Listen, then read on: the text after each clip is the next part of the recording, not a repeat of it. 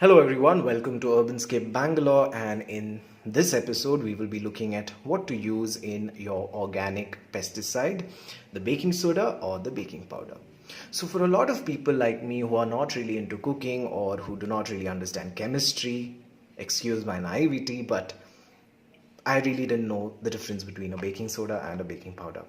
So this question or this confusion arose when one of my subscribers asked me in my neem episode or the neem pesticide episode whether to use baking powder or baking soda.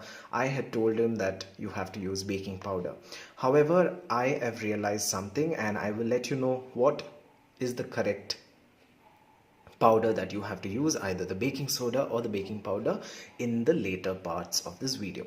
So let us first understand these two elements which are very important in your organic garden. So let us first see the ingredients of the baking soda.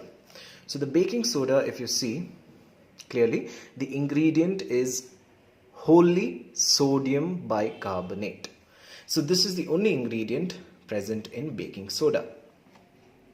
Now I have taken in this spoon baking soda and I'll tell you how the texture looks like. So it almost looks like salt and it is a little rough, and you can see that most of the powder comes off the finger. Now this spoon has the baking powder and you can see it is very similar, but it has really white substance, right?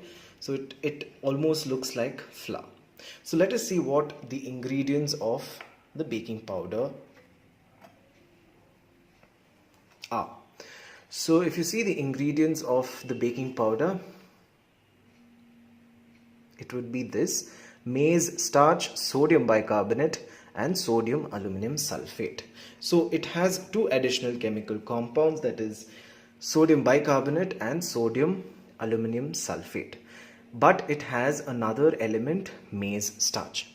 So these are the ingredients that differentiate between the baking soda and the baking powder. However, there is a common element, that is the sodium bicarbonate. So now let us look at the characteristics of these two. So if I take the sodium bicarbonate or the baking soda, so I'm adding it in lukewarm water, and similarly I'm adding the cooking powder or the baking powder, and you can see how it is bubbling up, right? Because of these three ingredients already present in the baking powder, it releases carbon dioxide. So it is instantly reactive when in contact with a liquid or water. So this is one thing about baking powder or cooking powder. So you can see the froth or the carbon dioxide reaction, or the carbon, or it emitting carbon dioxide.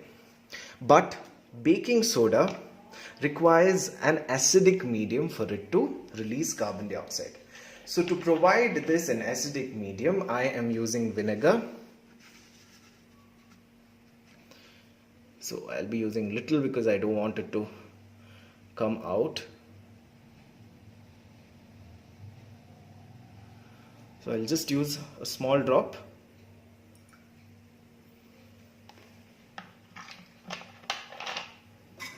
And then stir it.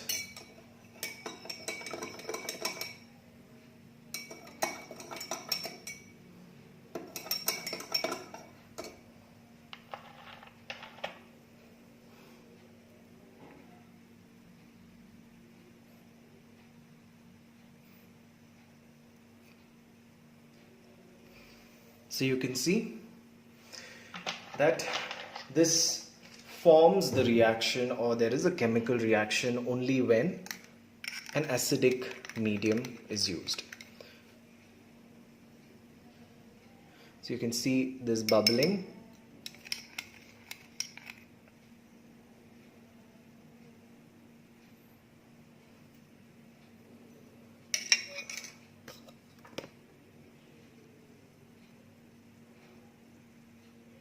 So you can see the air bubbles.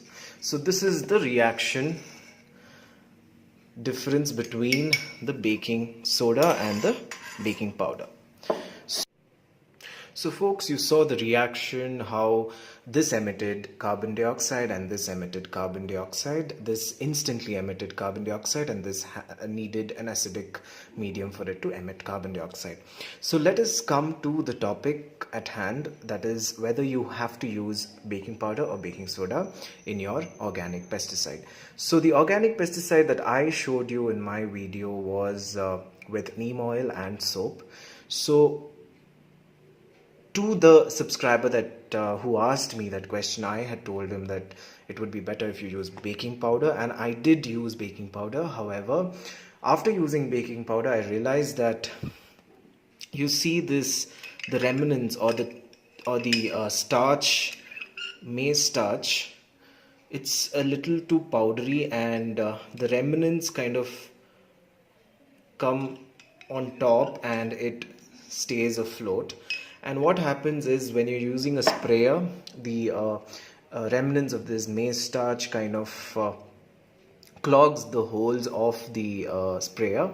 Another thing is that the maize or the cornstarch kind of settles down on the leaves, and it also kind of promotes or encourages other kind of diseases, or it even attracts ants. So it is definitely not advisable for you to use baking powder, even though it is okay, but I would rather go with the baking soda because it just has a simple component, that is sodium bicarbonate. But you must be careful to dilute the baking soda mixture. So the best method, or the best measurement for using baking soda is 3 tablespoons of baking soda in lukewarm water. So baking soda is definitely effective for a lot of diseases like the powdery mildew, then these small worms that affect the cabbage. So it's quite effective, just that you should not burn the leaves, because this can definitely burn the leaves when it is in high concentration. So use 3 tablespoons of baking soda in a gallon of water, and that will do. And you can probably spray the plant twice a week or once a week, and that is enough. But you have to use this application every week, because this is an organic pesticide and it is not a chemical pesticide which reacts immediately and kills the insects or any kind of disease. So this is again very effective as a fungicide. Baking soda is very effective as a fungicide. So if you have fungal or those black spots on your roses, then definitely add this onto your neem concoction and use it, and it's really effective against all these fungal infection and powdery mildew, etc. So I hope I have made this apparently clear for you guys to understand whether you use baking soda or baking powder. So I hope this video has really helped you guys in sorting out certain issues in our organic pesticide world, and I hope that this also encourages you to use organic pesticide and not chemical pesticide, because trust me, they are detrimental to both us, the plants, as well as the insects and the ecosystem. So please do not use chemical pesticides no matter what. Thank you for watching Urbanscape Bangalore, and if you like this video, then please hit the like button and also hit the subscribe button. Thank you for watching. Good night.